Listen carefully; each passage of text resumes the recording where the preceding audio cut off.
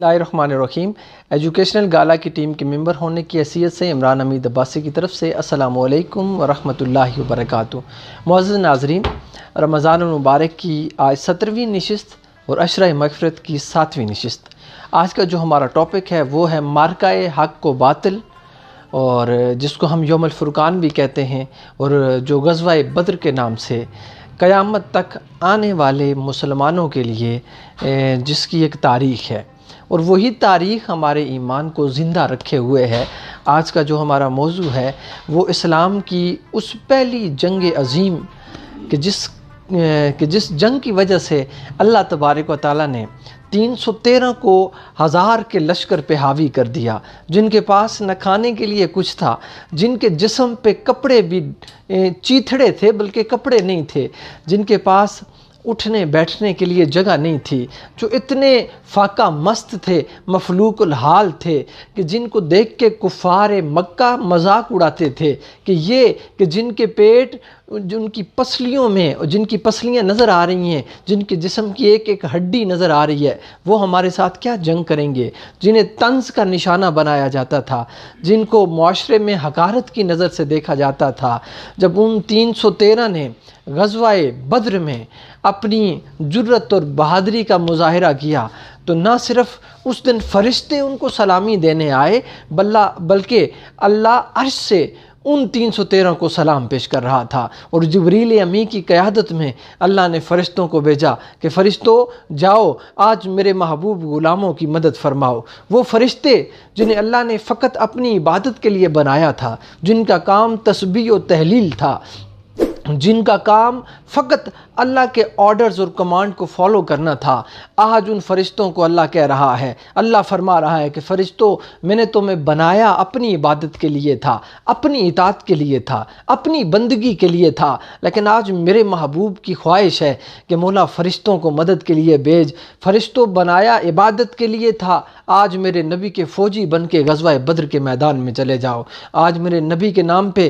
اپنی خدمات کو پیش کر دو۔ جبریل امین اپنے ایک لشکر جرار کے ساتھ، ملائکہ کے ایک خوبصورت جھنڈ کے ساتھ اپنے محبوب کی خدمت میں حاضر ہوتے ہیں۔ حضور مسجد عریش میں اپنی جبین نیاز کو جھکا کے رب کی بارگاہ میں التجا کرتے ہیں کہ پروردگار، آج کا جو مارکہ حق و باطل ہے، اگر آج یہ 313 اس صفحہ ہستی سے مٹ جاتے ہیں تو قیامت تک تجھے کوئی خدا کہنے والا پیدا نہیں ہوگا، کوئی تجھے الہ کہنے والا پیدا نہیں ہوگا، کوئی تیرے سامنے اپنی جبین نیاز کو جھکانے والا پیدا نہیں ہوگا۔ آج ان 313 کو سرخرو فرما دے، قیامت تک تیرے نام کے چرچے روئے زمین پہ رہیں گے۔ تو اللہ کے نبی کی دعا تھی، اس میں گریہ اوزاری تھی، اس میں آہ و بکا تھی۔ ابو بکر صدیق بھی دیکھ رہے ہیں، عمر فاروق بھی دیکھ رہے ہیں، مولا علی اور مرتضیٰ بھی دیکھ رہے ہیں۔ نبی کی وہ آہ و بکا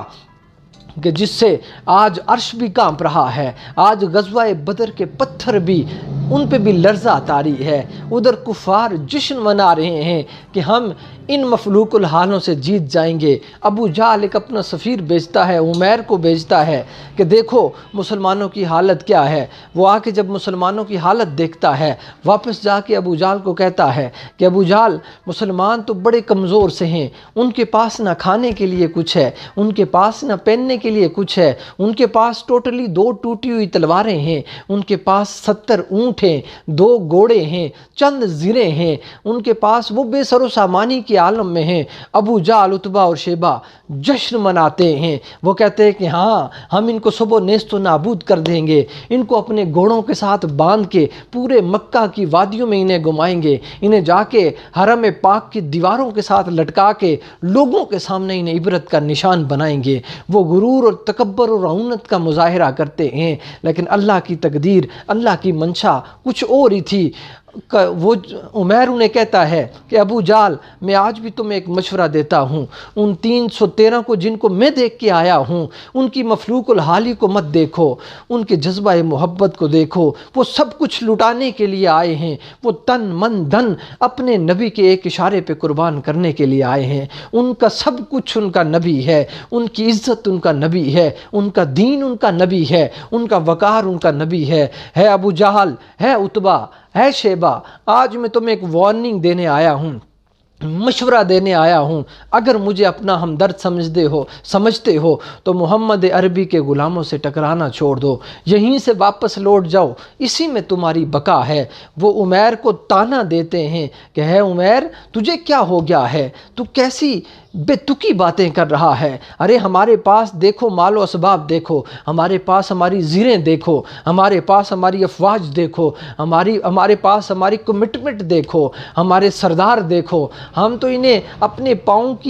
انہیں جوتی کی نوک کے آگے رکھ کے تو انہیں اپنے پاؤں کے نیچے مسل دیں گے، ان کا خاتمہ کر دیں گے، تاریخ میں مسلمانوں کا نام لینے والا کوئی نہیں ہوگا۔ عمیر نے کہا کہ یہ تمہاری غلط فہمی ہے، جن آنکھوں میں آج چمک دیکھ کے آیا ہوں، بے شک ان کے جسم پہ کپڑے نہیں ہیں، ان کے جسم پہ چیتھڑے ہیں، مکمل طور پہ کسی کے پاؤں میں جوتی نہیں ہے، کسی کے پاس مکمل لباس نہیں ہے، کوئی اپنی کھجور چوس کے روزہ افطار کر رہا ہے اور اسی کھجور کی چوس کے روزہ رکھ رہا ہے، لیکن ہے ابو جہل میں بتا رہا ہوں، جو ان کی آنکھوں میں چمک دیکھ کے آیا ہوں، جو ایمان کی قوت اور حرارت ان کے جذبوں میں دیکھ کے آیا ہوں، وہ تمہاری نسلوں کو تباہ و برباد کر دے گی۔ وہ تمہیں مٹانے کے لیے میں ان کے جذبوں میں جو حرارت دیکھ کے آیا ہوں، ان سے تمہیں کوئی نہیں بچا سکتا۔ اگر اپنی بقا چاہتے ہو، اپنی نسلوں کی بقا چاہتے ہو تو محمد عربی سے